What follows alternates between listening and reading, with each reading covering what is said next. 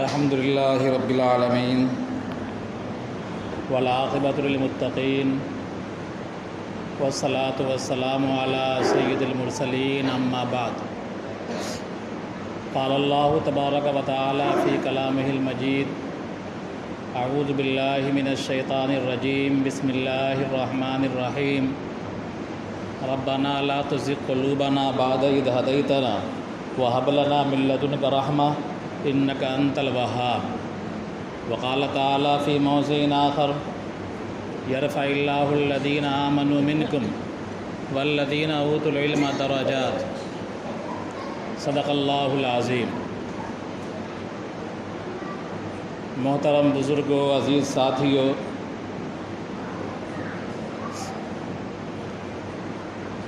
سب سے پہلے ہم کو اور آپ کو اللہ کا شکر گزار ہونا چاہیے کہ اللہ تبارک و تعالیٰ نے ہم سب کو اور دنیا میں بسنے والے تمام مسلمانوں کو رمضان المبارک جیسا عظیم مہینہ عطا فرمایا تھا، اور ہم اور آپ اس مہینے میں باحیات رہے، اور اللہ تبارک و تعالیٰ نے جتنا فضل فرمایا اور توفیق دی، مقدور بھر ہم نے اپنے خدا کو منانے کی اور اللہ کی عبادت کرنے کی کوشش کی، محنت کی، مجاہدے کیے۔ اللہ تبارک و تعالی ہم سب کی محنتوں کو، مجاہدوں کو قبول فرمائے۔ اور پھر اللہ تبارک و تعالی نے اپنے فضل سے ہمیں عید المبارک جیسا عظیم دن عطا فرمایا، جس میں تمام عالم کے مسلمانوں نے دوگانہ نماز ادا کر کے پروردگار کا شکریہ ادا کیا اور خوشی منائی۔ رمضان المبارک میں اللہ تبارک و تعالیٰ نے جو ہمیں موقع دیا، اور ہم نے جو روزے کا مقصود ہے کہ تقویٰ کا حصول، کہ روزہ رکھنے سے انسان کو اندر تقویٰ پیدا ہوتا ہے، اس تقویٰ کو حاصل کرنے کی کوشش کی۔ ہم کو اور آپ کو وہ رمضان المبارک والا تقویٰ پورے سال بچا بچا کر رکھنے کی توفیق عطا فرمائے۔ میں نے جو آیت پڑھی ہے، ربنا لا تزغ قلوبنا بعد اذ ہدیتنا وہب لنا من لدنک رحمہ انک انت الوہاب، اس میں اللہ تبارک و تعالیٰ نے بندوں کو یہی دعا سکھائی ہے کہ اچھائی کے بعد بگاڑ ہمارے اندر نہ آئے۔ جہاں ہم اللہ کی طرف لو لگائے ہوئے تھے، ہاں اس مہینے میں کچھ زیادہ تھا، لیکن بقیہ مہینے جو سال کے ہیں ان مہینوں میں بھی ہمارا تعلق اپنے خدا سے ہونا چاہیے۔ اچھا کھانا بنانے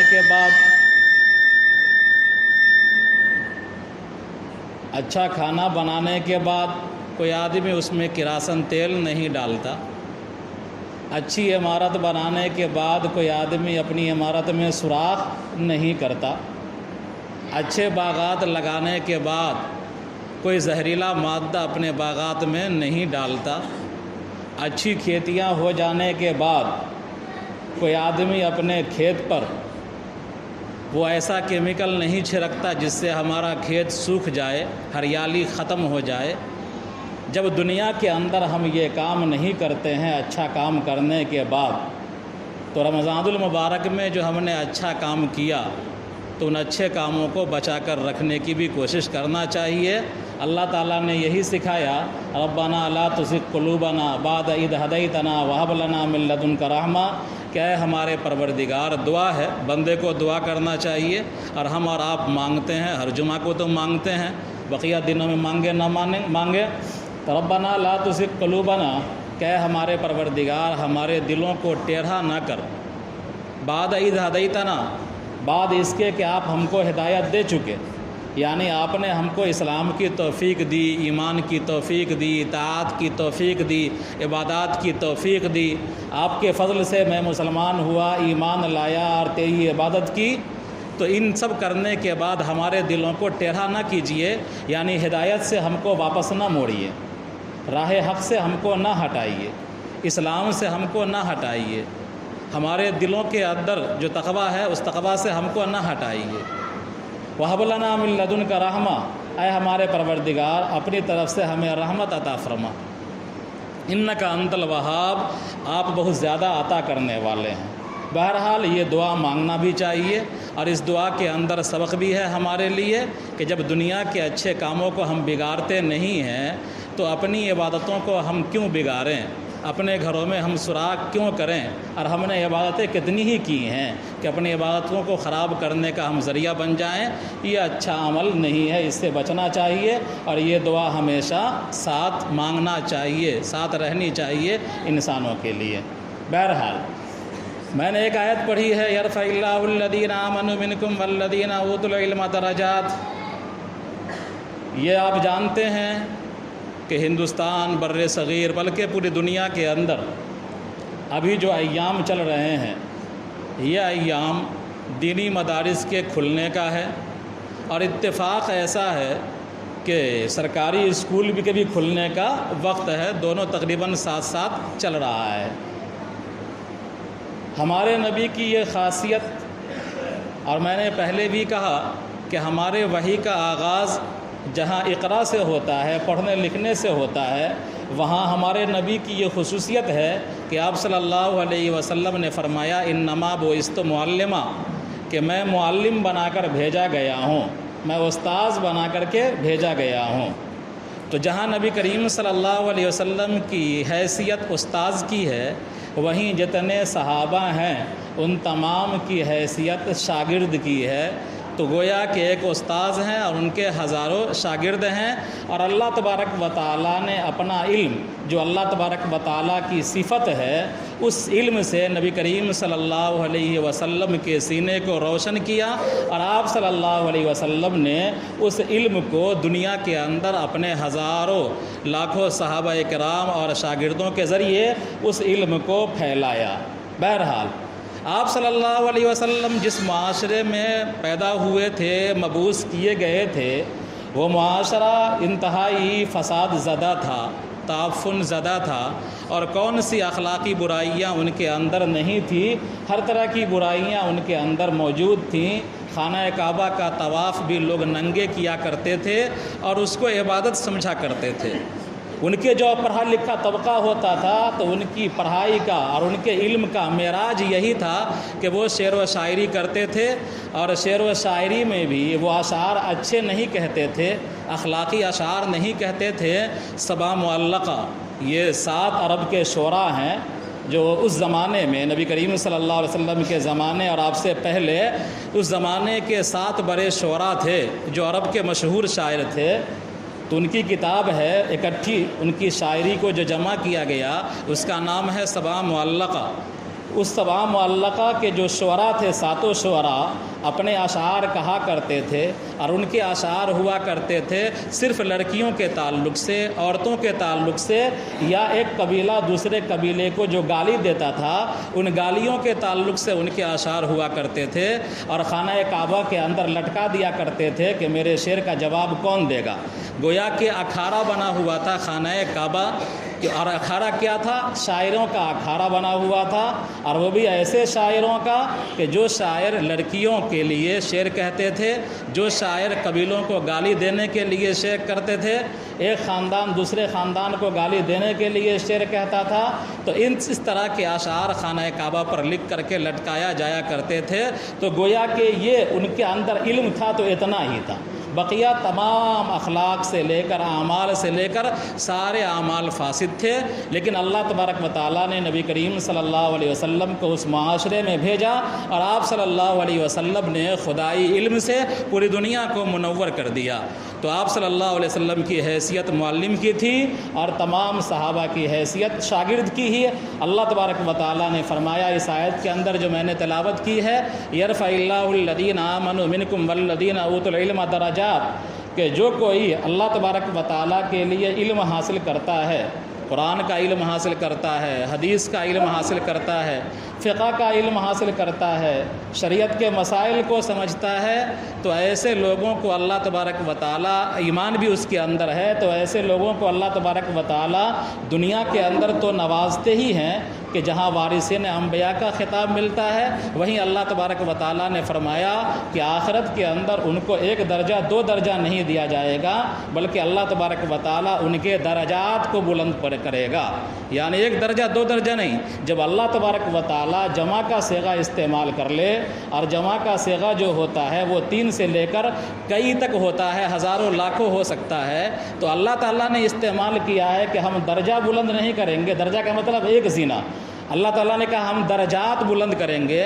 جب اللہ تعالیٰ خود کہہ رہا ہے کہ ہم درجات بلند کریں گے، تو کتنے درجات کو بلند کرے گا وہ آپ تصور بھی نہیں کر سکتے ہیں۔ اللہ تبارک و تعالیٰ کی نعمتیں اور ان کے انعامات ہمارے تصور سے بالا ہیں۔ بہرحال تو یہ موقع ہے مدرسہ کھلنے کا، یہ موقع ہے اسکول کی تعلیم کے شروع ہونے کا، لہذا اپنے بچوں کو اچھی تعلیم دیجیے، اور دنیاوی تعلیم بھی دیجیے، دینی تعلیم بھی دیجیے۔ تعلیم کو جو قوم اپنا لیتی ہے، ہتھیار بنا لیتی ہے، وہی قوم آگے بڑھتی ہے۔ میں پہلے کبھی پڑھا تھا، سائنسی طور پر بھی ہم کو لگاؤ رہا ہے، تو میں پہلے کبھی پڑھا تھا کہ آپ نے ایک نام سنا ہوگا، ابھی جو موجودہ سائنسی دنیا ہے اور بطور خاص میڈیکل کی دنیا، یہ پوری دنیا ڈارون کا نظریہ ہے، نظریہ ایولیوشن، جس کو نظریہ ارتقاء کہتے ہیں اردو میں، نظریہ ارتقاء کی تھیوری، تو پوری سائنسی دنیا اسی عمارت پر کھڑی ہے۔ جتنی تحقیقات ہو رہی ہیں تو ڈارون کے اسی نظریے کو بنیاد بنا کر کے تحقیق کی جا رہی ہیں۔ ڈارون نے کہا تھا کہ ایک جاندار ماحول کے اعتبار سے اپنی خلقت تبدیل کر سکتا ہے، دوسرے ماحول میں ڈھل سکتا ہے، اپنا رنگ روپ اس کا چینج ہو سکتا ہے، اور اپنے آپ کی بقا کے لیے وہ اپنے جیسی مخلوق کو نگل بھی سکتا ہے اور دوسری مخلوق کا لقمہ بھی بن سکتا ہے۔ اس طرح ڈارون نے نظریہ ارتقاء پیش کیا، جو آگے چل کر کے ترقی کرتا ہوا یہ کہلایا کہ انسان ترقی یافتہ بندر ہے، یعنی پہلے انسان بندر تھا، پھر دھیرے دھیرے ترقی کرتے کرتے انسان کی یہ شکل و صورت دنیا کے اندر آئی۔ بہرحال یہ غلط نظریہ ہے، اور یہ مسلمہ اسلامی نظریہ یہ نہیں ہے، اور لیکن سائنس نے اسی نظریے کو مانا، اور اسی نظریے پر سائنس کی پوری عمارت اسی نظریے پر کھڑی ہے۔ آپ میں سے بہت سارے افراد سائنس سینٹر گئے ہوں گے، کلکتہ میں، بمبئی میں، دیگر جگہوں پر۔ ان جگہوں پر آپ نے دیکھا ہوگا جیسے ہی گیٹ سے انٹری ہوتی ہے تو اس انٹری میں آپ نے دیکھا ہوگا کہ چند تصویریں ہیں۔ سب سے پیچھے تصویر بندر کی ہے، اس کے بعد اس کے آگے کی تصویر اس سے تھوڑا سا اونچا ہے، اس کا دم جھڑا ہوا ہے، اس کے آگے کی تصویر جو ہے اس کا بال وغیرہ جھڑا ہوا ہے، اس کے آگے کی تصویر جو ہے جو انسانی شکل و صورت میں ہے، اس کے آگے کی جو تصویر ہے مکمل انسان کی شکل میں ہے۔ تو یہ جو نظریہ ہے اور سائنس کی پوری عمارت ہے یہ ڈارون کے تھیوری پر ہے۔ لیکن ہم کو تعجب ہوا کہ گرچہ یہ سائنس کا مسلمہ نظریہ ابھی ہے، ہندوستان نے ابھی اس نصاب کو سلیبس سے اس مضمون کو ہٹا دیا ہے۔ بہرحال تو خیر، تو میں پڑھ رہا تھا پہلے کہ اس طرح کا ارتقاء کا نظریہ سب سے پہلے دنیا میں اگر کسی نے متعارف کروایا تھا تو وہ جاہز نام کا آدمی تھا۔ جاہز اس کا نام تھا ابو عثمان، اور اس کا لقب پڑ گیا تھا جاہز۔ جاہز کے معنی آتے ہیں ایسا شخص جس کی آنکھ اٹھی ہوئی ہو، ابھری ہوئی ہو، اور اس کی آنکھ کی پتلی اوپر کو اٹھی ہوئی ہو، جس کو آپ چنہا کہہ لیجیے یا جو کہہ لیجیے۔ تو جاہز نے سب سے پہلے دنیا کے اندر یہ نظریہ پیش کیا تھا کہ جگہ کے مختلف ہونے کی وجہ سے جانداروں کے اندر تبدیلی آ سکتی ہے، اس نے یہ نظریہ پیش کیا تھا۔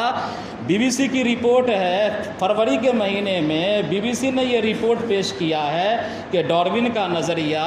اس سے پہلے 1000 سال پہلے ابو عثمان جاہز نے اس طرح کا نظریہ پیش کیا تھا، اور ڈارون نے انہی کے خیالات سے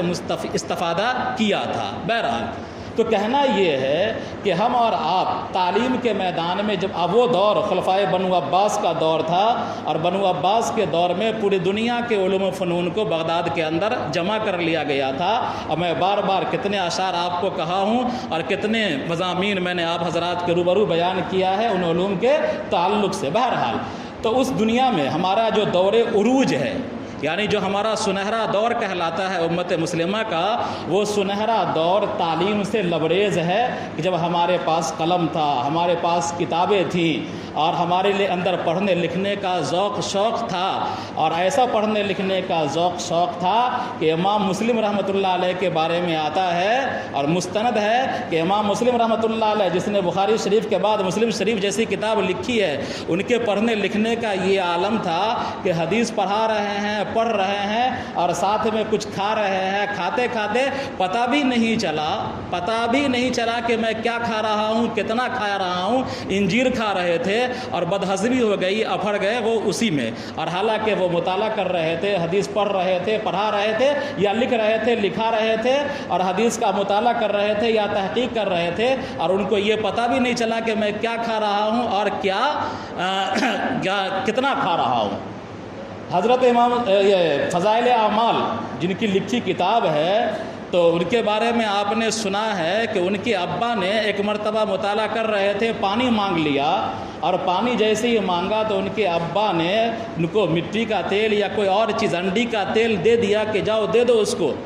کہ مطالعے کے دوران پانی کی طرف توجہ کیسے ہو گئی،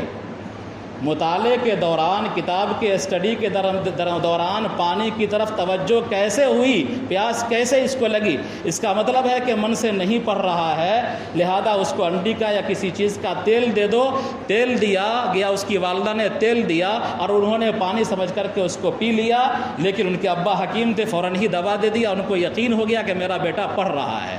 تو پہلے والدین اس طرح ہوا کرتے تھے کہ اپنے بیٹے پر اتنی نگاہ رکھتے تھے کہ میرا بیٹا دوران مطالعہ پانی کیوں مانگا، اور پانی مانگا تو تیل پلا کر کے دیکھ لو کہ پڑھ رہا ہے کہ نہیں پڑھ رہا ہے۔ اگر سچی طلب ہوگی پانی کی تو یہ پی جائے گا، اور اگر پانی شوقیہ مانگا ہوگا تو وہ پانی کو دیکھے گا کہ تیل ہے یا پانی ہے، اور وہ نہیں پیے گا۔ تو یہ والدین کی اتنی قریبی نگاہ ہوا کرتی تھی، تب جا کے کوئی امام زکریا بنتا ہے، اور کوئی جاہز بنتا ہے، کوئی ابو عثمان بنتا ہے، کوئی جرجانی بنتا ہے، کوئی امام مسلم بنتا ہے، کوئی امام بخاری بنتا ہے۔ لہذا ہم اور آپ صرف زمانے کا گلا شکوہ کرتے رہیں، اس سے کام چلنے والا نہیں ہے۔ یہ دنیا دارالاسباب ہے، جو پڑھتا ہے وہ آگے بڑھے گا، پڑھنے والی قوم کو کوئی آگے بڑھنے سے روک نہیں سکتا، اور جو بچے نہیں پڑھیں گے اس کو کوئی پڑھا نہیں سکتا ہے۔ جو انٹھا کر کے سو رہا ہے اس کو کوئی اٹھا نہیں سکتا، جو سویا ہوا ہے اس کو جگا سکتا ہے۔ تو ہم اور آپ انٹھا کر کے سو رہے ہیں، تعلیم کے تعلق سے ہماری کوئی دلچسپی نہیں ہے، دینی تعلیم کے تعلق سے بھی ہماری دلچسپی ہونی چاہیے، دنیاوی علوم و فنون کے تعلق سے بھی ہماری دلچسپی ہونی چاہیے۔ دلچسپیاں بڑھیں گی اور ہم اور آپ گارجین کا رول ادا کریں گے تو انشاءاللہ ہمارے بچے آگے بڑھیں گے اور ترقی کریں گے، اور ہمارا بھی مستقبل روشن ہوگا، ہماری بستی کا بھی مستقبل روشن ہوگا، اور ملک کا بھی نام روشن ہوگا انشاءاللہ۔ دنیا میں جس شخص نے تعلیم کو حاصل کیا ہے وہ نہ کبھی بھوکا مرا ہے، اور نہ کبھی وہ پیچھے ہٹا ہے، اور نہ ترقی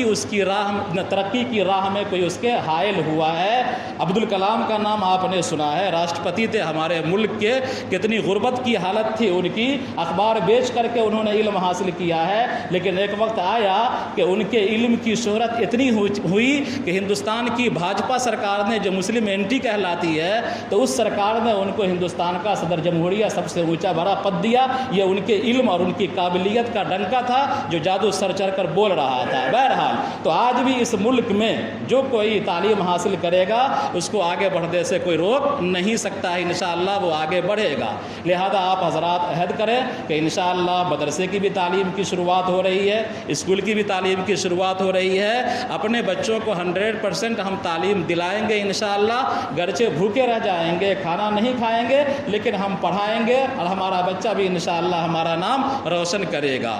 ایک بڑی بیماری ہے جو ہمارے اور آپ کے اندر آ چکی ہے، اور خاص کر اس علاقے میں، اور اس علاقے سے مراد یہ پورا علاقہ متھلانچل سیمانچل کا پورا علاقہ ہے۔ اس کے اندر یہ بیماری آ گئی ہے لوگوں کے ذہن میں کہ ہمارا بچہ گاؤں اور علاقے میں نہیں پڑھے گا، اس کو دور بھیج دو۔